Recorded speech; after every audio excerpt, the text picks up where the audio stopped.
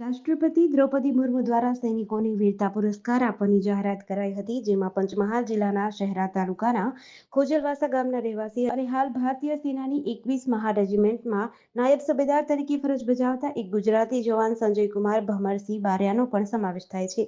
સુબેદાર સંજયકુમાર ભમરસિંહ બારિયાએ જમ્મુ કાશ્મીરમાં કુપવાડા સેક્ટર ખાતે સેનાની ગુપ્ત માહિતીના આધારે તેઓની ટુકડી દ્વારા આતંકવાદીઓની ગતિવિધિ રોકવા 12/7/2023 થી 23 જુલાઈ સુધી સતત 12 દિવસ ચાલેલા સૈન્ય ઓપરેશનમાં આતંકવાદી સાથેની સીધી મુઠભેડમાં આતંકવાદીઓનો સફાયો કર્યો હતો, જેથી નાયબ સુબેદાર બારિયા સંજયકુમાર બારિયાના અદમ્ય સાહસ ભર્યા કાર્યને કારણે શુક્રવારના રોજ સાંજના સમયે દિલ્હી ખાતે રાષ્ટ્રપતિ ભવન ખાતે ભારતીય એરફોર્સ, નેવી અને આર્મીના જનરલ તથા CDS તેમજ PM મોદી અને અન્ય મહાનુભાવોની ઉપસ્થિતિમાં રાષ્ટ્રપતિ દ્રૌપદી મુર્મુના વરદ હસ્તે શૌર્ય ચક્રથી સન્માનિત કરવામાં આવ્યા હતા.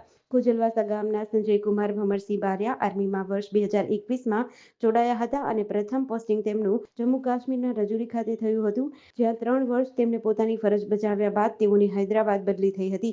ત્યારથી પછી શ્રીનગર અને હાલ દિલ્હીના મેરઠ ખાતે ભારતીય સેનામાં નાયબ સુબેદાર તરીકે ફરજ બજાવે છે.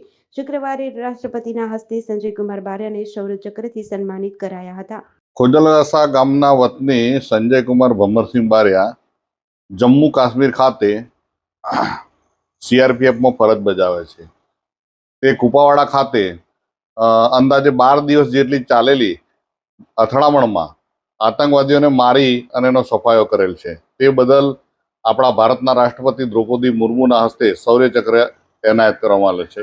એ બદલ ખોજલવાસા ગામ, શહેરા તાલુકો, પંચમહાલ જિલ્લો અને ગુજરાત રાજ્ય ગૌરવની લાગણી અનુભવે છે. સંજયકુમાર ભમરસિંહ બારિયા મારા કાકાના છોકરા તરીકે ભાઈ છે મારા.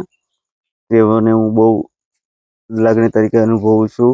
વતનમાં તેઓ તે એમને જે આપણે જમ્મુ કાશ્મીરની અંદર જે કુપવાડા ગામે 12 દિવસના કંઈક મિશન પર એમને જે આતંકવાદીને ઠાર કર્યા છે, તેઓને ગઈકાલે રાષ્ટ્રપતિ દ્વારા એમને શૌર્ય ચક્રનું સન્માનિત કરવામાં આવ્યા છે.